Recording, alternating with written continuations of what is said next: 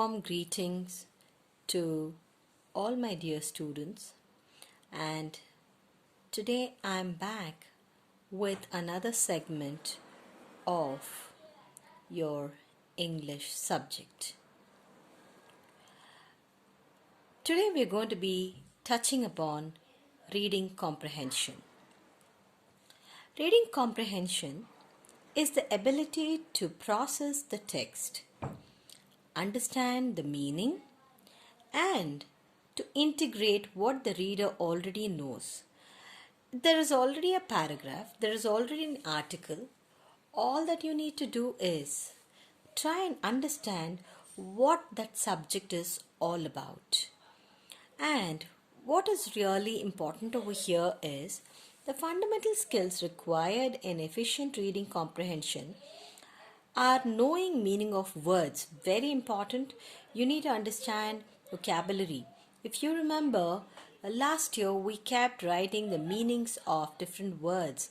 It's just to ensure that you are able to read this and have a proficiency. Then it is to understand the meaning of words, ability to understand the meaning of a word from the discourse text, ability to follow the organization of the passage, like what is the intro, what is the body, what is the conclusion, and to identify the references. And more importantly, it is also done to draw inferences from the passage about its contents. Ability to identify the main thought, then ability to answer, recognize those questions, and also to know what are the different literary devices. If you remember, in my previous class I did mention some of the literary devices like simile, metaphor, personification, irony. All these are called the literary devices. And also to determine its tone and to understand the situational mood, like what agents are used, what are the objects, about the temporal, spatial reference points, casual, intentional, the inflections, all that are conveyed. And finally, the ability to determine the writer's purpose. The purpose is the intention behind writing that particular passage and the point of view, and to draw inferences about the writer. So these are some of the most important points that are important when we are talking about reading comprehension. Those are the objectives. And to give you something a little different and at the same time to understand, why it is so critical, the National Reading Panel, that's in US, noted that comprehension strategy instruction was difficult for many teachers. And then they started practically teaching that in the class. And for the most part, we are talking about this, the National Assessment of Educational Progress, NAEP. It assessed, it's in US, and for all you know, when you talk about US, the United States, you think that they are they're born and bred there, and they are native speakers of English, so they would not have any problem doing it. You know what, it's very, very ironical over here.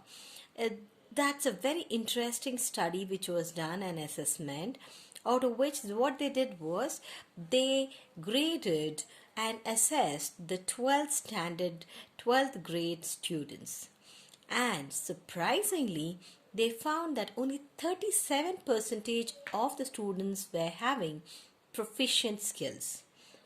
That means they were able to do the LSRW, listening, speaking, reading, writing, pretty well.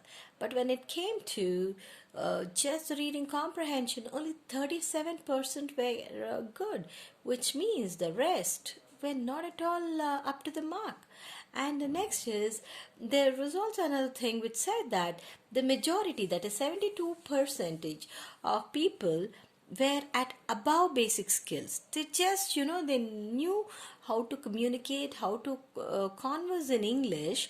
However, when you give them the technical part of it, they didn't do it, like, the grammar part of it, or it could be writing an article or reading comprehension. They were not able to do it. An alarming 28 percentage of the students were below basic level. So do you see that why this is very important? Because of the fact that it gives you an ability to understand, and it gives you a professional edge.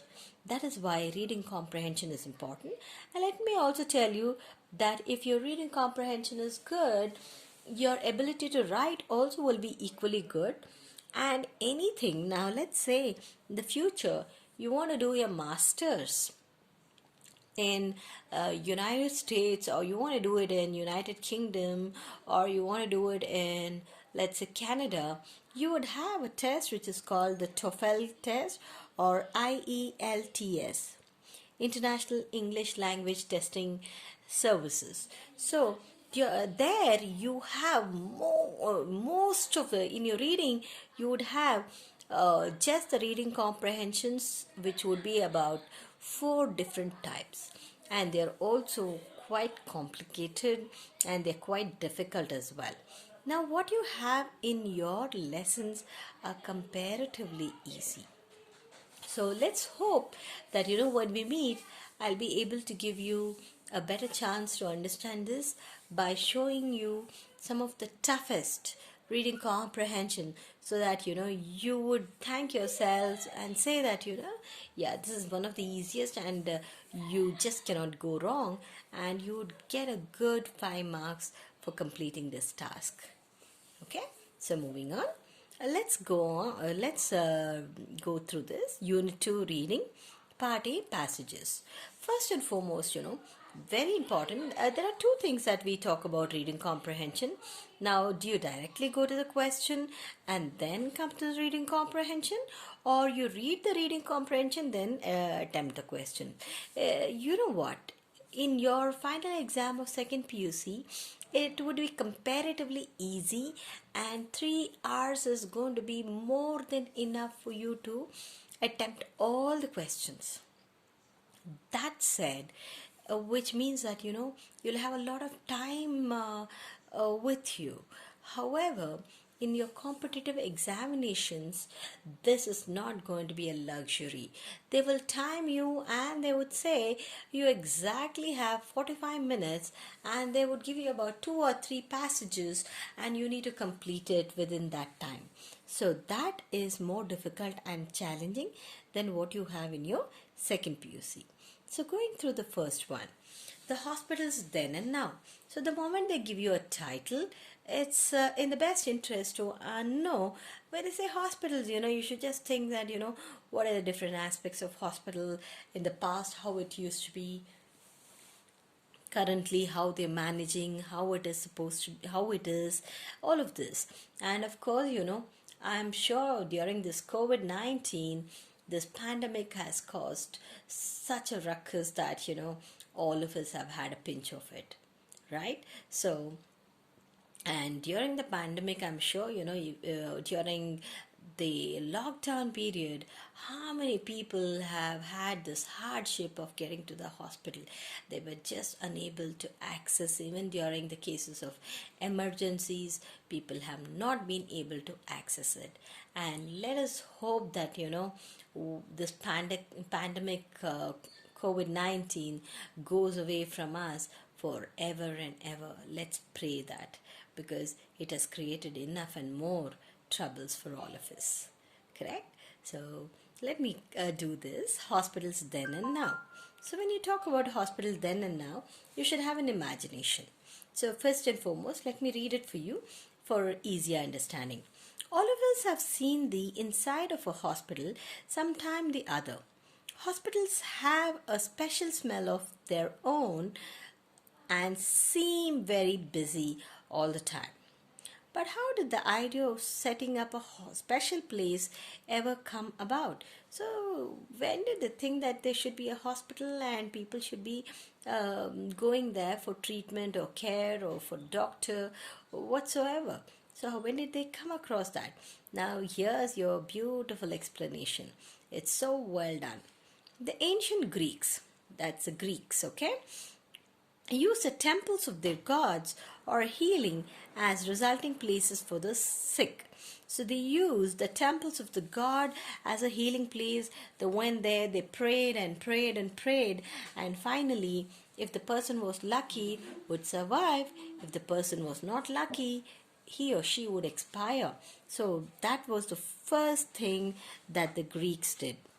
Then so too did the Egyptians. Egyptians, it's definitely, they believe in life after death too. So the way they do things are completely different, but they also believed in the same, and priests were considered the ultimate there in their society. So the Egyptians, the Babylonians, and the ancient Indians. The Romans especially began to realize the need for hospitals. They were always at war and the soldiers needed care and treatment. So while you're reading, it would be a great idea to underline the difficult words or to underline the purpose. The moment you read it, you'll get to realize that. So go ahead and underline those. Then, centuries passed. By the 17th century, public hospitals were founded in Britain by rich citizens who wished to serve this public. So, during the 17th century, that was a time, those are all the times which are so good, and everybody thought that yes, this century is the best. So they all wondered, at that point in time, and the rich British, they thought they must come up with a place where the sick and needy can be attended to. And then the hospital, as we see today, began to evolve only around the 19th century. So these are all the corporate hospitals, the so-called corporate and private hospitals. People began to live in better conditions. They felt the need for more cleanliness and better expert care. In the past, nuns and other members of the church had done the nursing. And it was Florence Nightingale who began to feel the need for trained nurses to care for the sick. She began the St. Thomas Hospital in England. This was the first training college for nurses ever. Hospitals soon began to have public wards and private wards. Today, any hospital in a vast, complex organization, there are doctors, physicians, and surgeons and nurses. There are other staff like receptionists, record staff, state hospital record staff, hospital managers, etc. They also have pharmacy. Big hospitals could have porters, orderlies, electricians, carpenters, plumbers, security, which doesn't that sound like a small town in itself, isn't it? So it's more like a place where all kinds of people with all professions can stay under one roof. So this is your reading comprehension. Now let us look at the questions. So I have also marked the answers for easy understanding. So if you look at that, what did the ancient Greeks use as a resting place for the sick? So they used the temples of their gods. So where is the answer? The answer is right over here. The ancient Greeks used the temples of their gods of healing as resting places for the sick. So it's not here in the first paragraph, but it's right in the second paragraph. So you have to just look at the keywords. Now, what did the ancient Greeks? So the moment they say ancient Greeks use as a resting place, so you have the resting place here, you have ancient Greeks here. So the answer must be over here. So that is the clue about finding out the answer. The second one, why did Romans realize the need for hospitals? When did they realize, the Romans? If you look at it, the Romans, especially the Babylonians and the ancient, they began to realize, see the word is right over here, began to realize the need for hospitals. They were always at war and their soldiers needed care and treatment. So when the kingdom has to expand, the kings would be involved in wars. During that time, you would have a lot of soldiers who are sick.